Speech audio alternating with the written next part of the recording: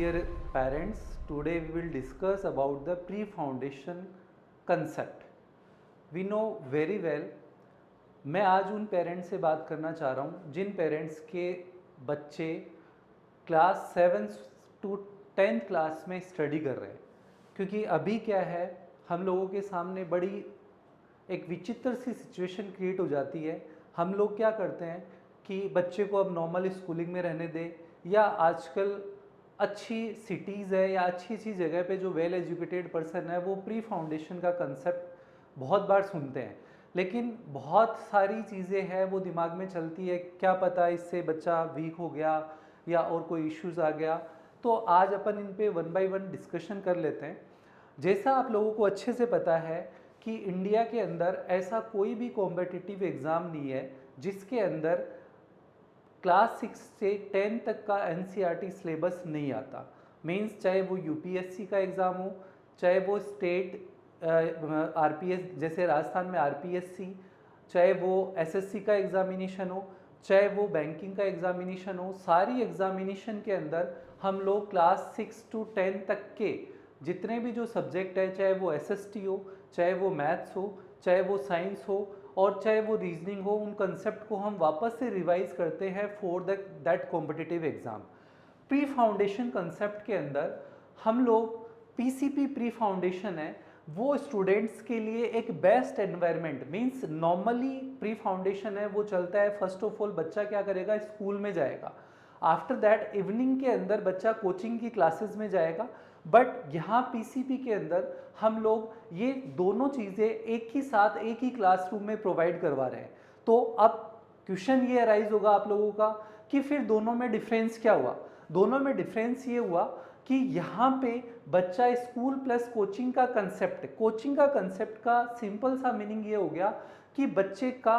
Subjective के साथ साथ ऑब्जेक्टिव भी बहुत स्ट्रॉन्ग बनाना, क्योंकि यू नो वेरी वेल जितने भी कॉम्पिटिटिव एग्जाम्स होते हैं उन सारे कॉम्पिटिटिव एग्जाम के अंदर अपने जो भी क्वेश्चंस पुटअप होते हैं वो ऑब्जेक्टिव पैटर्न्स पे पुटअप होते हैं और उसके फ्रंट ऑफ व्यू से बच्चे को प्रिपेयर्ड करवाना। आजकल आपको अच्छे से पता है इतने सारे ओलंपियाड एग्जामिनेशन होते हैं, प्लस गवर्नमेंट ने एक एनटीएससी का एग्ज़ाम 10th क्लास के साथ लेती है जिसके अंदर एक बहुत अच्छी स्कॉलरशिप है वो प्रोवाइड करवाती है। गवर्नमेंट क्या करवाती है, नेशनल टैलेंट सर्च एग्जामिनेशन के नाम से एक टैलेंट सर्च एग्जामिनेशन कंडक्ट करवाती है जिसके अंदर 10th क्लास का बच्चा एलिजिबल होता है, चाहे वो किसी भी मीडियम का स्टूडेंट हो। अगर उसके अंदर बच्चे का सिलेक्शन हो जाता है तो उस स्टूडेंट को लाइफ लॉन्ग स्कॉलरशिप है वो प्रोवाइड होती है और डिफरेंट जो स्टेट्स होते हैं उन स्टेट्स के अंदर एनटीएससी की जो डिफरेंट सीट्स वहाँ पे अवेलेबल होती है। तो उसको माइंड में रख के बच्चे की प्री फाउंडेशन में प्रिपरेशन करवाई जाती है जिसका बेनिफिट है डिफरेंट ऑर्गेनाइजेशन जैसे एनएसओ है, आईजेसओ है, आपका आईएसएफओ है, ये डिफरेंट एग्जामिनेशन जो ओलंपियाड एग्जामिनेशन कंडक्ट करवाने वाली एजेंसी है वो भी फर्स्ट से लेके 10th क्लास तक के बच्चों के लिए ओलंपियाड एग्जाम कंडक्ट करवाती है जिससे बच्चे को काफ़ी कुछ मोटिवेशन, काफ़ी कुछ प्राइज अवार्ड एंड रिवार्ड्स उन बच्चों को मिलते हैं। अब इसका जो फॉर्मूला है वो क्या होता है, इसका फॉर्मूला ये होता है कि फर्स्ट ऑफ ऑल हम स्टूडेंट्स को इसके जो साइंस सब्जेक्ट है, साइंस सब्जेक्ट आपको पता है वो फिजिक्स, केमिस्ट्री और बायोलॉजी से मिलके बना है, तो बच्चे के 7th क्लास से ही हम लोग इन तीनों सब्जेक्ट की अलग अलग डिफरेंट फैकल्टीज़ के थ्रू क्लासेस रन करवाते हैं जिसमें बच्चा ऑब्जेक्टिव और सब्जेक्टिव दोनों की प्रिपरेशन करता है। दूसरा मैथमेटिक्स को भी दोनों के फ्रंट ऑफ व्यू से पढ़ाया जाता है। Third one is a reasoning, बाकी के इनके एसएसटी, आपके हिंदी, इंग्लिश, संस्कृत जो भी सब्जेक्ट चलते हैं, कंप्यूटर, वो सारे एडिशनल सब्जेक्ट है वो क्लासरूम में चलता है। डिफरेंस क्या होता है दोनों की पढ़ाई में, डिफरेंस यह होता है कि प्री फाउंडेशन के अंदर बच्चे के कंसेप्ट पे फोकस होता है, मींस बच्चे की डीप स्टडी करवाई जाती है। आपको पता है एनसीईआरटी स्कूलिंग होती है, स्कूलिंग के अंदर जो एनसीईआरटी हमें प्रोवाइडेड है जिस भी क्लासेस की, उसकी लाइन टू लाइन हम लोगों ने स्टडी करवा दी और बच्चे का काम हो गया। But line to line study करवाने में कई बार हमें क्या करना पड़ता है, किसी भी टॉपिक को स्टार्ट करने से पहले उसकी अच्छी हिस्ट्री बतानी पड़ती है और वो प्री फाउंडेशन में अच्छे से बताई जाती है। कैसे बताई जाती है, इसका रीज़न ये है कि प्री फाउंडेशन में जो भी स्टाफ पढ़ाता है वो सारा पीजीटी स्टाफ होता है। मींस जो स्टाफ की क्वालिफिकेशन 11th और 12th में पढ़ाने की होती है, वो क्वालिफाइड जो पर्सन है वो इन बच्चों को 7th 8th 9th 10th classes में पढ़ाते हैं। मींस चाहे वो IITN हो, चाहे वो NITN हो, चाहे वो BSc plus MSc plus BEd हो, चाहे PhD होल्डर हो, वो सारे जो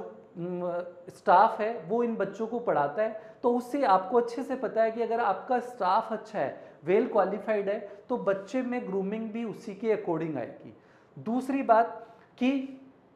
अब प्री फाउंडेशन का बेनिफिट, एक लॉन्ग टर्म बेनिफिट ये होता है कि जब भी बच्चा 11th और 12th क्लास के अंदर, चाहे वो नीट के साथ 11th 12th की प्रिपरेशन करे, चाहे वो जेई के साथ 11th 12th की प्रिपरेशन करे, चाहे वो एनडीए के साथ 11th 12th की प्रिपरेशन करे, चाहे वो अदर डिफेंस एग्जामिनेशन के साथ 11th 12th की प्रिपरेशन करे, उस बच्चे के 12th में सेलेक्ट होने की प्रोबेबिलिटीज है वो हायर होती है। पिछले कई सालों से हम लोग एनालिसिस कर रहे हैं कि जिस बच्चे का एनटीएससी में या ओलंपियाड एग्जामिनेशन के अंदर सिलेक्शन हो गया, उस बच्चे का 12th के साथ श्योर सिलेक्शन होता है। तो मैं ये मान के चलता हूँ कि हमें इस चीज़ पे फोकस करना चाहिए। क्यों? क्योंकि अपने को अच्छे से पता है कि अगर बच्चे का बेस बहुत अच्छा है तो ये मान के चले कि बच्चे का जो आउटपुट है, आउटपुट इन द सेंस बच्चे का आउटपुट हमें 12th क्लास के बाद में या 12th क्लास के साथ में पता चलेगा कि बच्चा कौन सी फील्ड में जाएगा।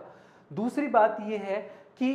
प्री फाउंडेशन कंसेप्ट के साथ जो बच्चा पढ़ रहा है, उस बच्चे के अगर नर्सरी एलकेजी यूकेजी अगर उसका बेस भी स्ट्रोंग नहीं है, क्योंकि हम लोगों ने काफ़ी कुछ चेंजेस मैं पिछले कई साल से देख रहा हूँ कि जो स्टूडेंट कुछ भी नहीं होता है, जिसका बेसिक फंडामेंटल्स क्लियर नहीं होते, वो इन क्लासेस में प्री फाउंडेशन की क्लास के साथ में बहुत अच्छा ग्रूमिंग करके और उसका आउटपुट देते हैं। तो कई पेरेंट्स के दिमाग में होगा, नहीं मेरा बच्चा तो पढ़ाई में एवरेज ही है, फिर इसका कैसे क्या करेंगे। नहीं सर, अगर आपका स्टूडेंट में विल पावर है, पढ़ाई में चाहे वो एवरेज ही है, तो भी अगर बच्चे ने प्री फाउंडेशन के को पॉजिटिवली लिया तो ये मान के चले कि उसका आउटपुट है वो बहुत बेटर होगा। तो मैं ये मानता हूँ, क्योंकि अभी लॉकडाउन टाइम चल रहा है और इस टाइम में हम लोग काउंसलिंग सेशन में ये सारी चीज़ें हम डिस्कशन कर रहे हैं, तो मैंने ये प्लान किया कि ये सारी जो काउंसलिंग है वो पेरेंट्स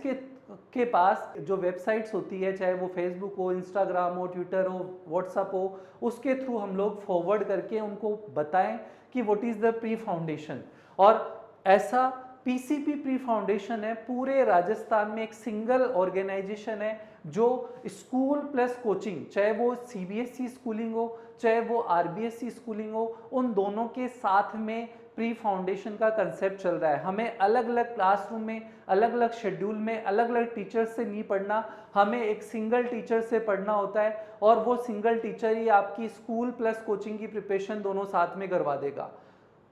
आई होप आपको मेरी दी हुई इंफॉर्मेशन है वो पसंद आई होगी। तो मैं ये चाहता हूँ कि आप अपने जितने भी जो नौनिहाल है उनके बारे में थोड़ा सा आप सोचें और उनके बारे में आप एक बेटर, एक ब्राइट फ्यूचर के लिए आप प्लान करें। और उसके साथ में अगर आप बच्चे ने प्री फाउंडेशन के साथ में ये क्लासेस की तो ये मान के चले डेफिनेटली आपका बच्चा 12th के साथ में किसी न किसी कॉम्पिटिटिव एग्जाम में सेलेक्ट होके जाएगा। Thank you for the watching the video. Thank you.